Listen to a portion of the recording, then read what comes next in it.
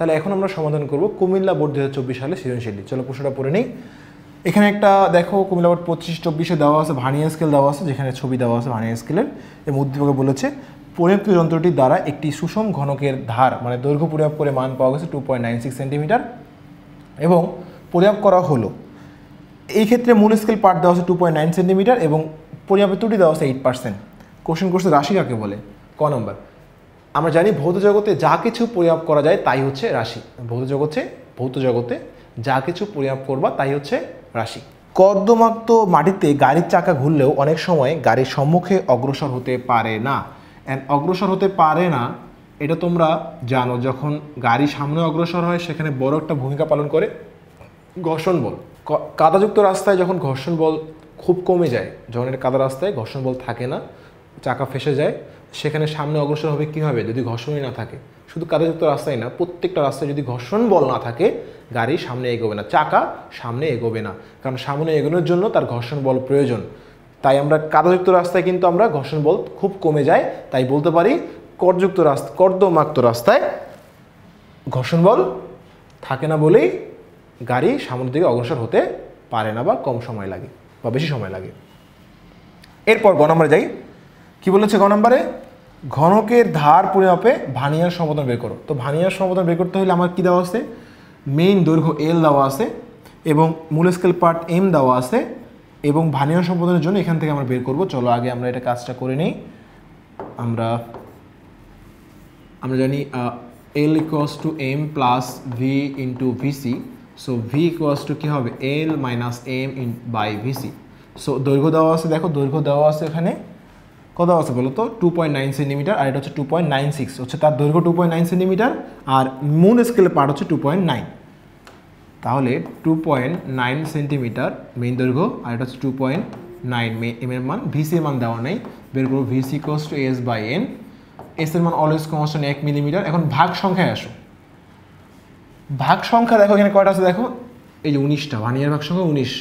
তাহলে ভার্নিয়ার ভাগ সংখ্যা মূল স্কেলের মান 19-এ গিয়ে মিলছে। ভার্নিয়ার ভাগ করেছে বলে তাহলে মূল স্কেলে 19 ঘর, ভার্নিয়ার স্কেলে কয় ভাগের সমান?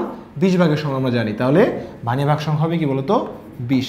তাহলে 0.05 মিলিমিটার, কিন্তু অঙ্কটা সেন্টিমিটার আছে, তাহলে আমরা সেন্টিমিটার নিয়ে আসবো। 0.005 সেন্টিমিটার, তাহলে 0.005 সেন্টিমিটার। তাহলে এখন ক্যালকুলেশনটা করে ফেলি। 2.96 মাইনাস 2.9 ভাগ 0.005, তাহলে 12। আনসার হচ্ছে আমাদের ভার্নিয়ার সমপতন 12। ওকে, আমরা ঘতে যাই। চলো কি বলছে? ঘনকটির আয়তন পরিমাপে যথেষ্ট নির্ভুল কিনা। আচ্ছা, নির্ভুল কিনা আপনাকে ত্রুটি বের করতে হবে। নির্ভুল মানেই ত্রুটি বের করতে হবে।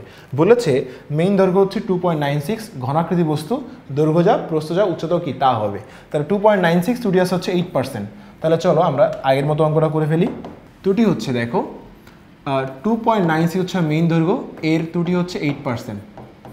তাহলে 2.96 ইন্টু 8 ভাগ হচ্ছে 100, ত্রুটিটা পেয়ে যাবো আমরা 2.96 ইন্টু 8 ভাগ হচ্ছে 100, তাহলে 23.68।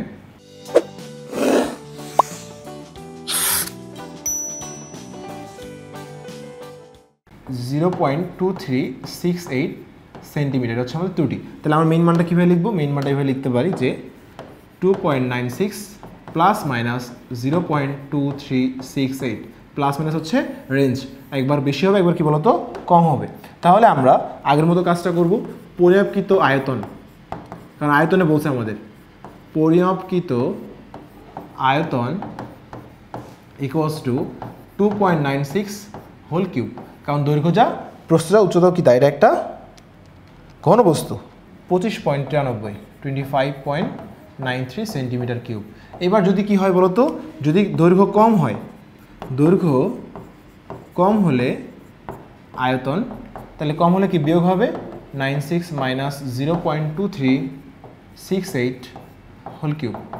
তাহলে 2.96 মাইনাস 0.2368 হোল কিউব দিয়ে আমরা দিই, তাহলে 20.19 সেন্টিমিটার কিউব। এবার আসো যদি দৈর্ঘ্য কী হয় বলো তো? দৈর্ঘ্য হচ্ছে বেশি হলে আয়তন 2.96 প্লাস 0.2368 হোল কিউব। তাহলে 2.96 প্লাস 0.23 68 সরি 9 দিয়ে ফেলেছি, অ্যান্ড আমরা এটাকে হোল কিউব করব 32.66 সেন্টিমিটার কিউব। এখন আমরা মেইন আয়তন পেয়ে গেছি, কম হলে পেয়ে গেছি, বেশি হলে পেয়ে গেছি। তাহলে এখন আমাদের বের করতে হবে চূড়ান্ত ত্রুটি, আগের অঙ্কটার মতোই চূড়ান্ত ত্রুটি বের করতে হবে। চলো তাহলে অতএব চূড়ান্ত ত্রুটি ইজ ইকুয়ালস টু এই যে বড় মানটা থেকে মেইন মানটা বিয়োগ দিব আমরা অলওয়েজ, 32.66 মাইনাস 25.93, তাহলে 6 আসবে হচ্ছে 6.739 সেন্টিমিটার কিউব। এখন আমরা অতএব তাহলে শতাংশ ত্রুটি বা আপেক্ষিক ত্রুটি আমরা কি লিখতে পারি? আপেক্ষিক ত্রুটি লিখতে পারি হচ্ছে যে সূত্র চূড়ান্ত ত্রুটি ভাগ পরিমাপকৃত মান কত পেয়েছ? 25.93 ইন্টু 100%, তাহলে ভাগ 25.93 ইন্টু 100%, তাহলে 25.99, হুইচ ইজ লাইক আমরা বলতে পারি এটা হচ্ছে 26%-এর মতো।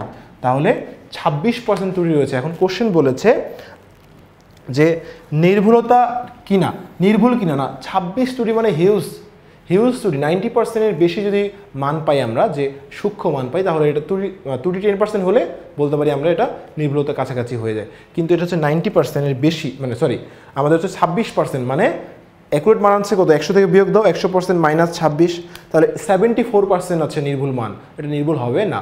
তাহলে আমরা বলতে পারি ঘনকটি আয়তন পরিমাপে যথেষ্ট নির্ভুলতা ছিল না।